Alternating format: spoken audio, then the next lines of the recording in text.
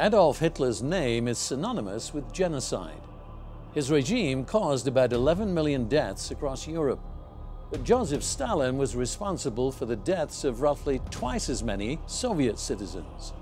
And it was Stalin's mentor, Vladimir Lenin, who founded Soviet communism and insisted that terror was indispensable to political power.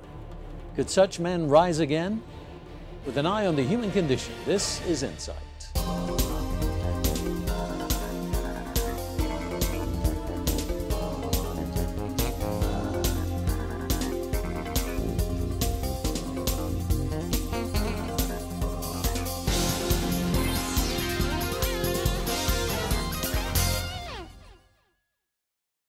In this series on false messiahs, we've looked at the human experience. Our collective history is littered with examples of political leaders who prey on people's religious impulses to gain control and maintain power. Benito Mussolini's fascist cult appealed to aspects of traditional Catholic religion. Adolf Hitler used the power of spirituality to empower his brutal Nazi cause. And it was no different in the communist Soviet Union. Despite being publicly atheistic, both Lenin and Stalin looked to elements of Russian Orthodox religion to bolster their claims to power. Vladimir Lenin was the mind behind the one-party state, concentration camps, and state-sponsored terror.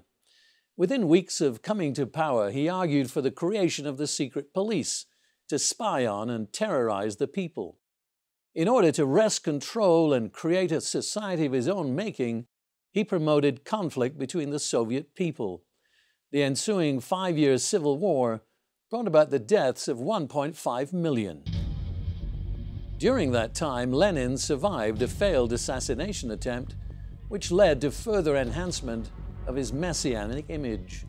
Sociologist Victoria Bonnell writes that now Lenin was, quote, characterized as having the qualities of a saint, an apostle, a prophet, a martyr, a man with Christ-like qualities, and a leader by the grace of God.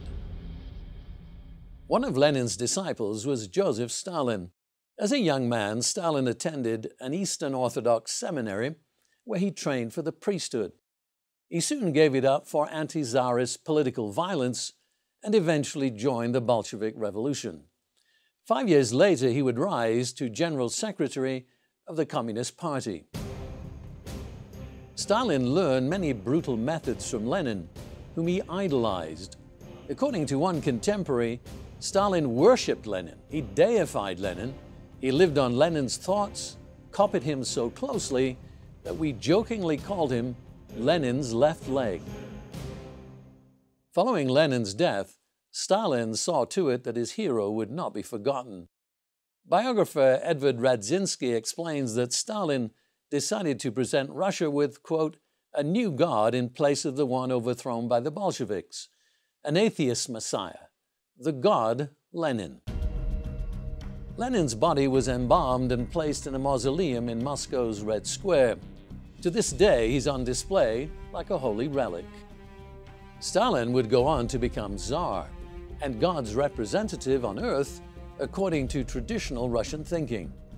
Like others before him, he used religious symbolism to extend his dictatorial rule.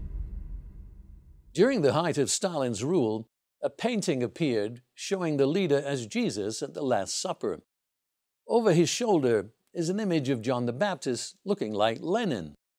Such cynical manipulation of religious sentiment underscores the duplicity of what in pure numbers was arguably one of the most murderous regimes in human history.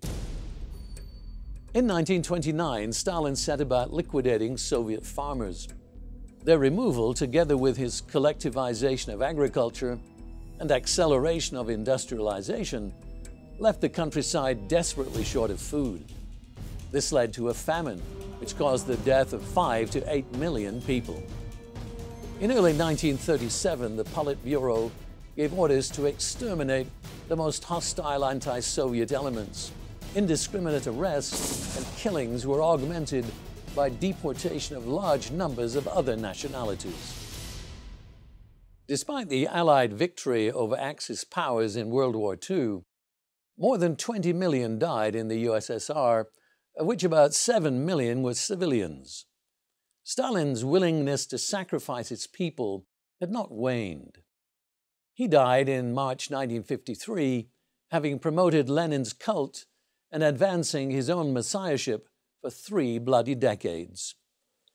Overwhelming malice and brutality meant that neither Lenin nor Stalin could ever deliver anything approaching utopia.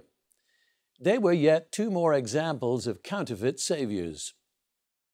If you'd like to know more, search for false messiahs at this website, vision.org.